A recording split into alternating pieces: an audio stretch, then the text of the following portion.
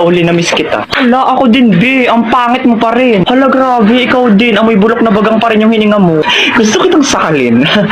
Ay, hala, B. Tingnan mo yan, oh.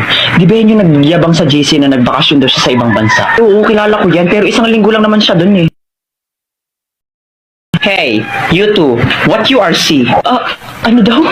Oh, sorry, I forgot myself. You two don't understanding what to say to me because your English is disappear. Binahilo ako. Kailangan ako makasapak ng bobo. Nga lang akong bahala. Hoy, ang kapal ang mukha nito, pa English ka pa, ay mali-mali rin naman sinasabi mo. Saka isang linggo ka lang naman nagstay sa ibang bansa, pa ganyan-ganyan ka na, ay mukha ka pa rin naman talangka. What? Talangka? Talangka? Ay kung hampasin kaya kita ng talangka para matawan ka. Well, it's nothing anymore my problem in mathematical equation that I don't understanding to say what you to me. You too dead hungry. Hoy, yung totoo, nag-a-addict ka ba o natukhang ka sa ibang bansa? Huh? Why is me going to be addict?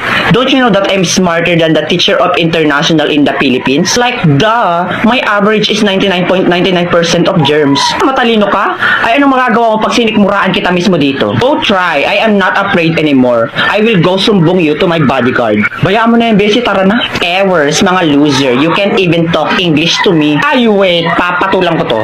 You little bulwak na inidoro. You're making me irritate to the functionality of my brain that can sampal you little bigger booger that the size of your booger is 200% kilometer per hour with bacteria. Now B, it's your turn.